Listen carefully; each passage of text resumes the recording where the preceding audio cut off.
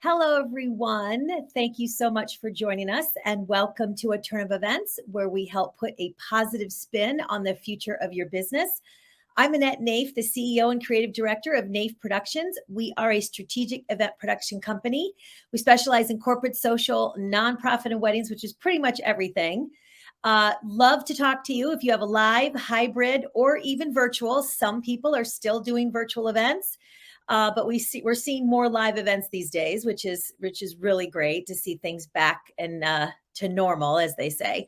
So I'm very excited about our next guest today, Laurel Carpenter. We're going to talk about why your brand voice is important and how to find it, which I'm actually starting to get into doing some more, just really paying attention to my brand. And we're going to talk more about that. But first, I want to introduce Laurel Carpenter. In 2018, Laurel left a 20-year career as a social service executive specializing in learning and development to start a branding and writing agency, Pearl Consulting NYC, with her journalist partner, Charles.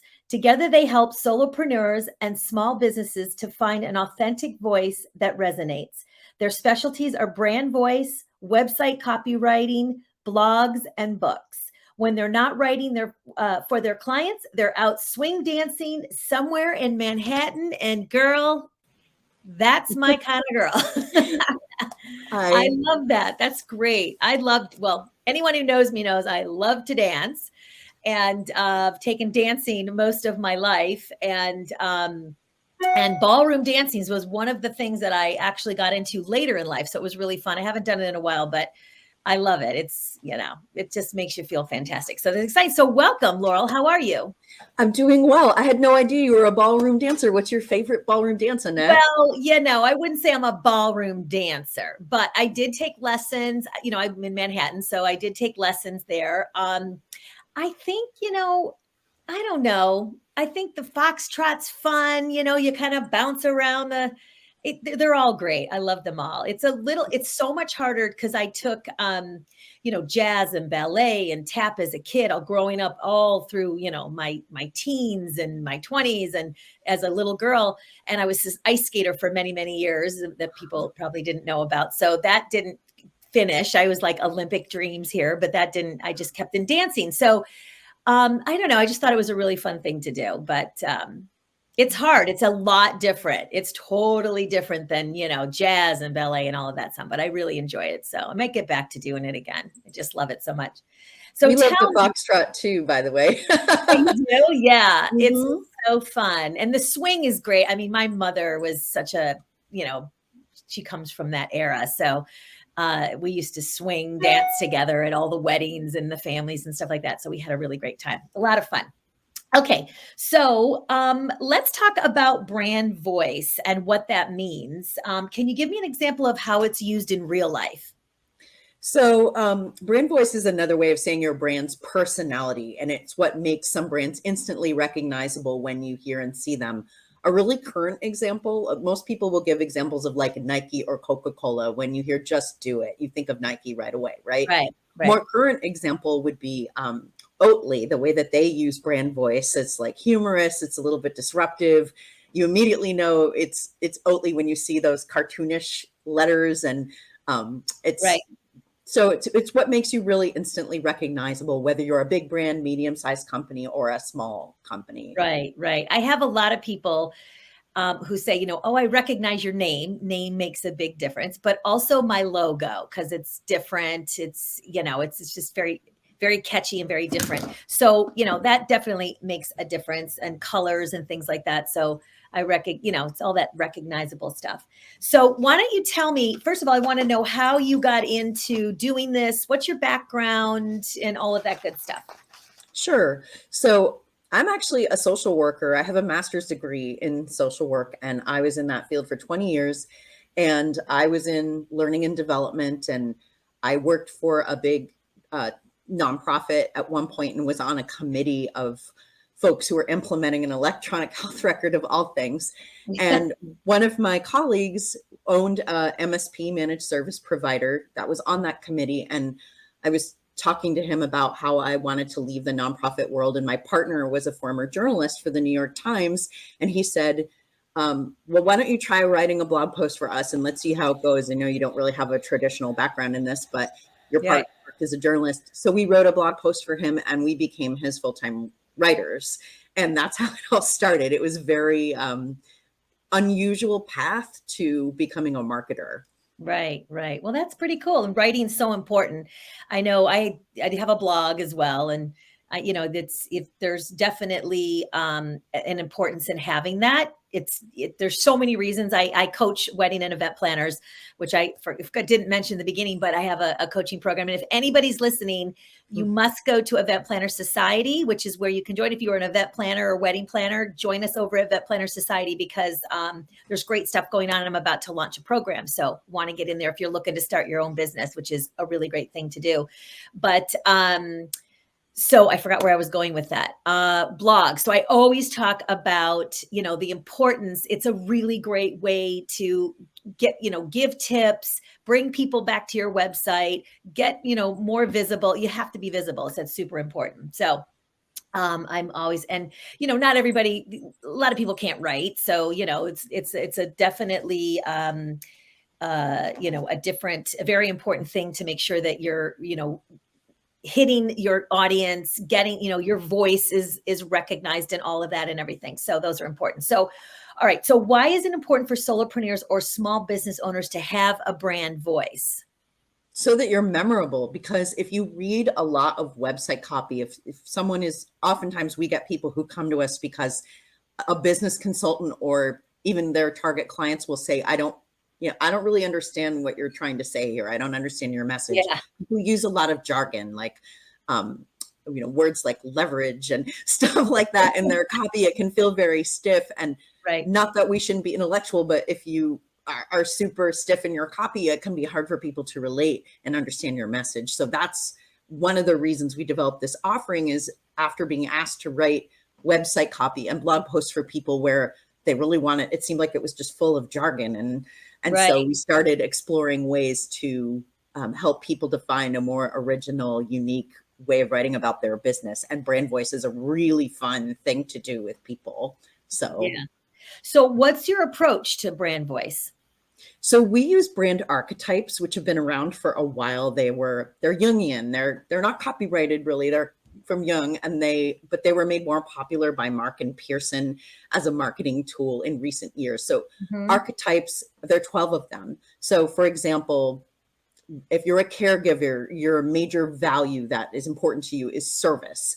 If you're a hero, which would be like Nike, as I said before, then courage and is a major value. So we have people, we do an assessment. We actually have a quiz that we have people take, and you can take it even if you're not our client. It's like our a little fun free thing we give people, where you can find your brand archetype triad. So we believe that people often have 3 that they can work with in their brand, not just one, which makes it a little bit different from how people might have thought of brand archetypes traditionally. And so that's how we work with people. We have them take the assessment and identify their values first.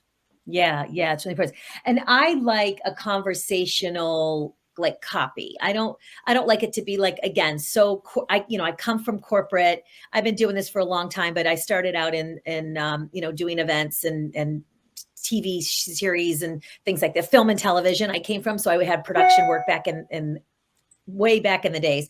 But I've come from a corporate and I have a legal background. So, I can get sometimes very legal in how I write, which I think is important for contracts and running my business, but not when I'm sending emails out to my list and just trying to I want it to be fun and light. And I think that's important too, is to recognize the personality of the brand of who I am and what my company's about and all of that. So that's really important. So when is it a good time? Is there a good time for someone to work on their brand voice? Well, one of the most common scenarios is that they're rewriting their website copy. We tend to work with solopreneurs and small business owners who've been in business for about 3 to 5 years.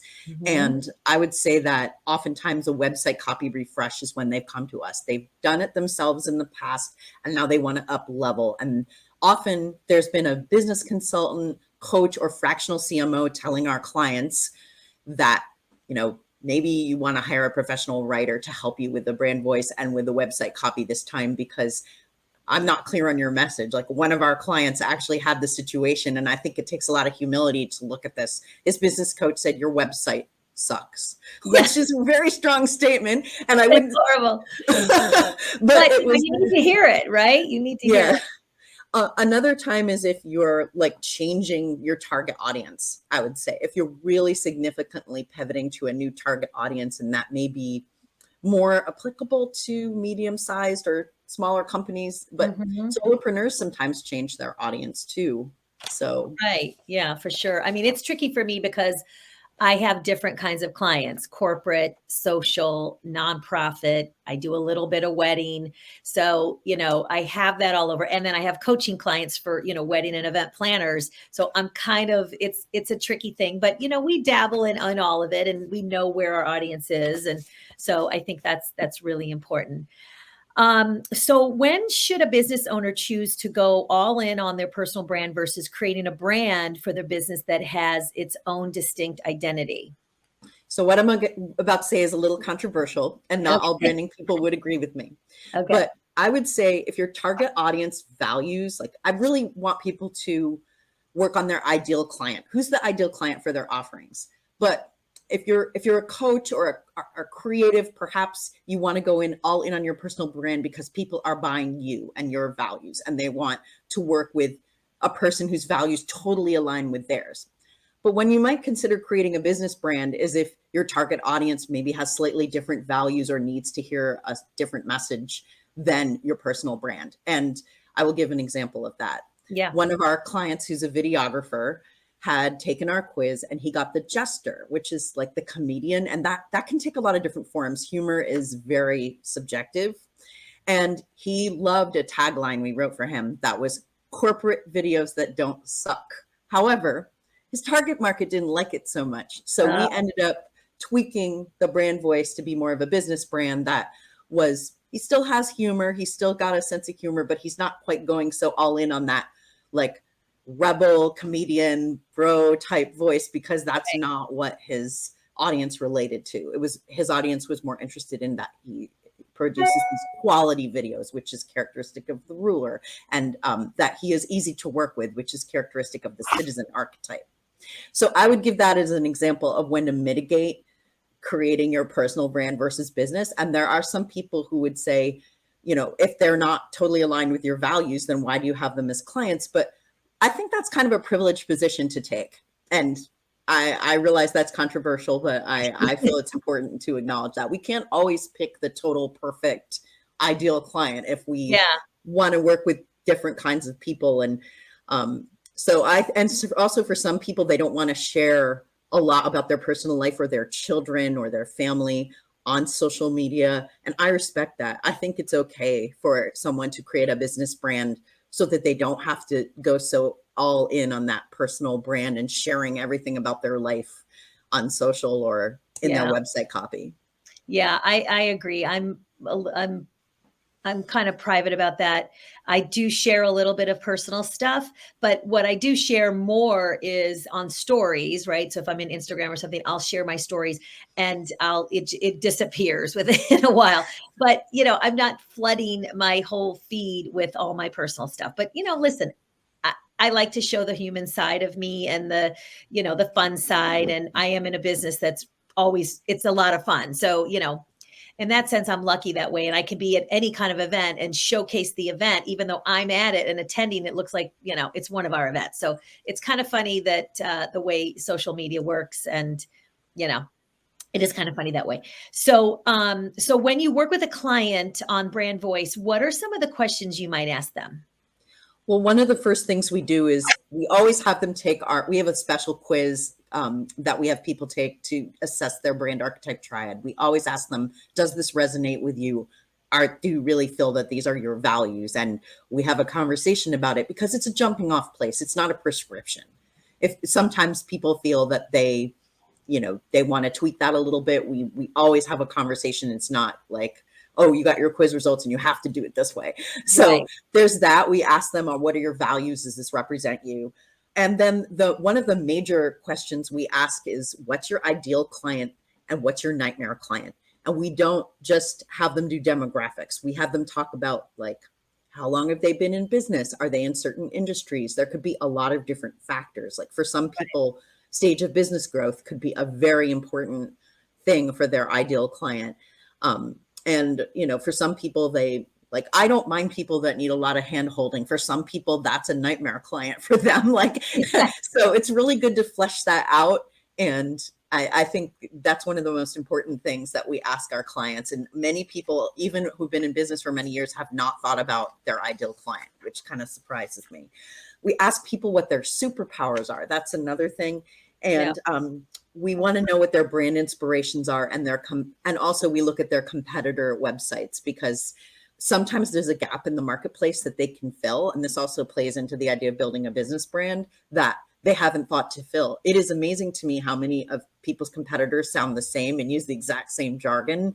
And then if they're interesting and they're unique and they've developed a brand voice that feels really authentic and relatable, you really differentiate yourself. People are amazed sometimes by what they create. So. Right. And, you know, I've noticed, like, you know, over the years, and I'm ramping up, as I mentioned earlier in my intro, that I am ramping up I guess my brand voice. I never really called it that, but, you know, I had someone, I'm all over social media, but, you know, I never talk about my events. It's the most insane thing. I can't even believe I never do it. And I have thousands of pictures of events that, you know, so I'm going to start doing that now. I'm changing up I'm excited about it, but, and I have a team of people who are going to help me, because I just don't have time, which is key when, you know, as you start to, you know, grow your business, you're able to hire it more in your team, which is great. But, you know, someone looked at my Instagram and said, I don't even know what you do. And I was like, you know, so I just always feel like, oh, everybody knows what I do because they know me. So it's so true that, and that's the reason I'm calling all of them and, you know, interviewing people and bringing in a team. I want to fix that. And I know that I need to have, especially with, you know, reels and carousels and all the stuff that we have to do now, video is super important. You know, I'd like to try to use social media to get clients. I mean, I am visible and people refer us, but it's not the same as like just, you know, getting a client on social media by the whole process of, you know, engaging and know, like, and trust and all of that great stuff. But so I'm excited about doing that. But I do agree that, you know, I know when you mentioned someone about they didn't like their website sucked. So I have a lot of people tell me my website's great. I'm sure I've had the website for a long time. It's my 5th website since I started my business 13 years ago. So, you know, when I first started, I wrote everything myself. I, you know, did a small little, like 3 or 4 pages. It was very simple. I didn't want to spend a lot of money, and you don't really need to in the beginning when you're starting your business. But, you know, it evolves as you go. But I know it's probably time for me to kind of look at the copy and change all that. So you and I should probably talk about that, because I want to get, you know, I probably should change that up. You know, you should take a look at it all the time. I'd love to talk to you about that. And by the way, I love your logo. It has kind of like a 1920s quality to it. The lettering. It's kind of cool, but also when the designer did it, I think because I'm in New York City, it sort of has this feel of the tall buildings. Like it was kind of like that sort of feel, which I also got. But yeah, I love my logo. It's a good one, you know, but again, this is like probably my 5th or 6th logo along the way. You know, you rebrand, I've had 4 or 5 different names for my business. This one's like this is the one until the end. But it takes time, you know, it takes time to really kind of figure out. And then you can always change, right? You can always change your brand voice, right? Along the way. Yeah. So, okay, great. So, what is the deliverable for a brand voice offering? So we have 3 sessions with our clients, and the first 2 are more of an information gathering where I send out a questionnaire to our clients before we even have the session. And the first one, we get clarity about the values, and we start to talk about, like, have they done any work on this? Do they have a value proposition? what they do, who they do it for, and what makes them unique. That's their value proposition. Do they have mission, vision? Many of our clients that have had really great projects have already given this quite a bit of thought before they come in, although not all, but Right. that's often the most successful projects, is people that have like a bunch of ideas that they've already been gathering over time. So we talk about that first, and then we have the client send us a list of competitors, and we give them like some homework to do where they research competitors and inspirations. But then once they give us the list, we look at their website and give an analysis. The third session is where we share a brand deck that we create for the client. That's the deliverable, is the brand deck, where we outline the values, mission, vision, value proposition, the brand tone, what it is and what it's not, a dictionary of words that they can use. And we even like divide the phrases that some of our clients say into different archetype categories. So they often are, it's interesting when people say certain things, they definitely fit into certain archetype categories. And so we do that so that people know like when they say this, this is kind of how it comes across. Right. We also include the ideal client profile in their deck. So they get this brand deck, and that third session is a working session where we come up with taglines. We also come up with taglines for them, so they get an opportunity to review everything with us in that moment, so that it's not just like we gave it to you and now we're done. It's an iterative process. So the brand deck, including all this information, we review it, and then people get 2 revisions if they need. And it's often a great jumping off place for a homepage website copy, because a lot of what's on your homepage has already been created for the most part. So right. And how long does that process take? We have done it in as short as 10 days. And oftentimes we like to have a little bit of time between the first and second session to let the client like gather some information about competitors and inspirations if they haven't already done that. So that's the shortest. The longest, we want our process to be no more than 60 days if possible. It's a kind of a mini branding process. Sure. Okay, good. That's great. And I'm sure that like a lot of people, it's probably like the worst nightmare for them to have to go through all of that, but it's important to have it, right? So when you have it in place, it's good to have.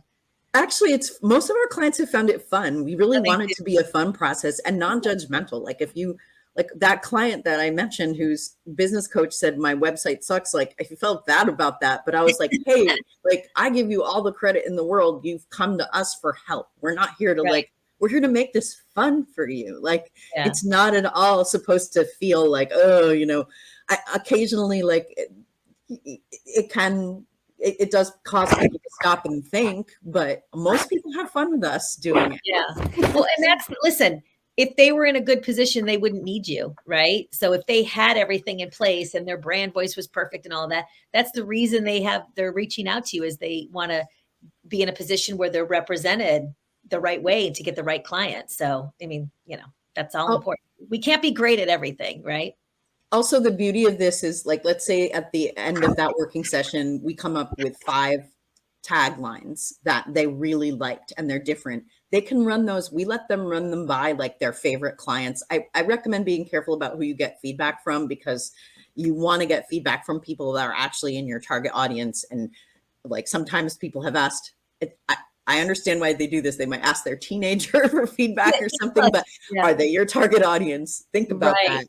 Ask some trusted, valued clients and partners, does this sound like me?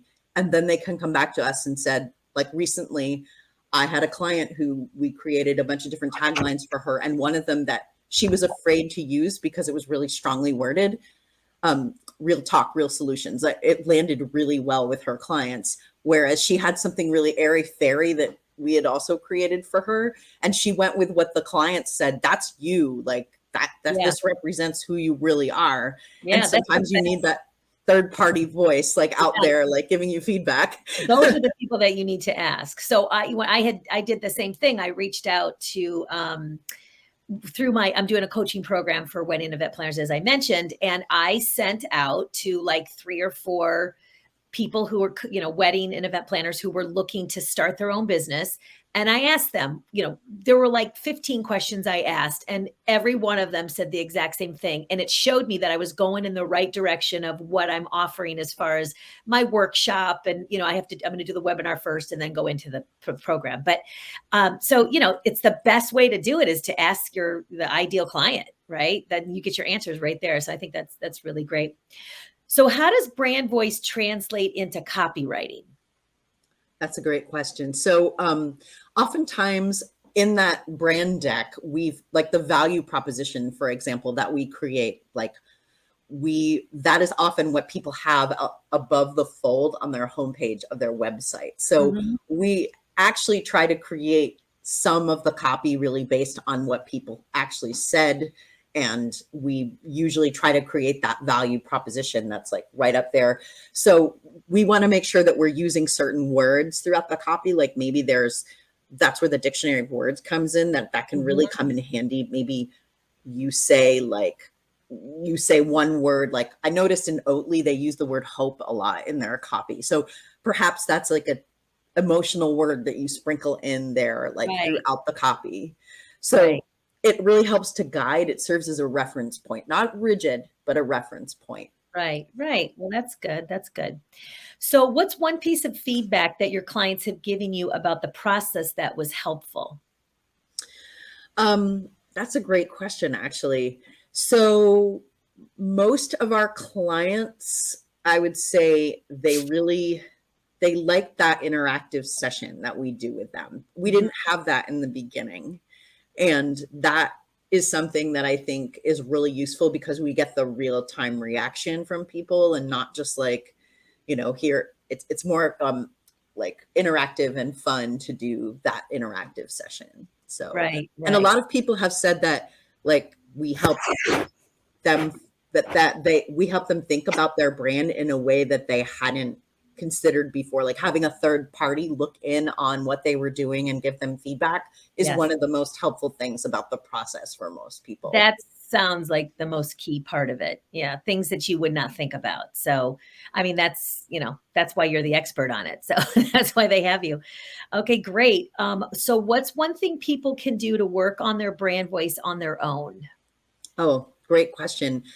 I really suggest that people get very clear about their ideal client because that's often the sticking point in the process. I think a lot of people do have a basic understanding of what their values are, but the ideal client, like really, and not in a superficial way. I know that like not just demographics, like not creating an avatar of a client profile that doesn't really exist. Like look at your client testimonials from like previous clients. What did they say about you? Like, how are they?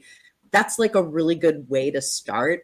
And it's also I think it makes people feel good too. Like, I know I talked about people having jargon on their website, and I'm not a person who enjoys pointing that kind of stuff out to folks, but I love to reflect back to them. Look at what your clients said about you. Look at the words they've used. And that will help you know, like why people are coming to you. And maybe it gives you clues as to who your ideal client really is, and I feel that that's like the most important thing people can do to get clear before they even start working with us. Right. And if you don't have clients, right, you don't have clients yet, you're just starting out, I think, like you have them go and find people that,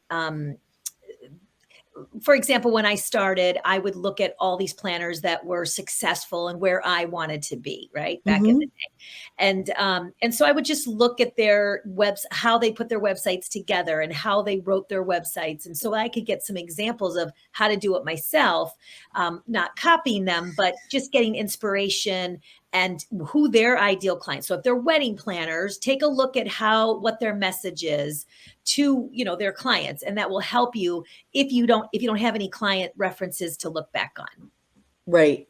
Yes, that's a great idea. And that's actually where the competitor research comes in. Look and see what they're doing and also see what resonates with you. Because I know that when I did some competitor research early on in our business, there were definitely some copywriters where I was like, wow, I love the way they write, even if it's not our style. Like, I think they're really interesting. And other people, I was kind of like, that doesn't really land with me. It feels like kind of stiff, or it feels like they're trying too hard to be something. Yeah. And I think that's really helpful You to do need that to kind of be research. authentic. You must be authentic. You got to be yourself, and don't try to be anybody else but who you are, because it's going to come across that, you're not being authentic. So I think that's great, great advice. We're at the end here, and I just love talking about this because I'm so into it right now myself as well. Looking at my brand, and I am doing a lot of research right now with other planners that are colleagues of mine or people in the industry that are even more successful than me, to see what they're doing and how they're doing all this. The whole reel thing is, doing reels and all of that. I'm kind of, I don't know why, but I hate doing videos, which is so funny because I don't know. You're so good at it. Well, thank you so much. I think when you prepare to do something like this is easy because I'm interviewing somebody, right? But if I'm doing it on my own, but when I have a good team behind me, that really helps. And I know it's hard if you don't have the income to get a team, but virtual assistants out there are super easy to find.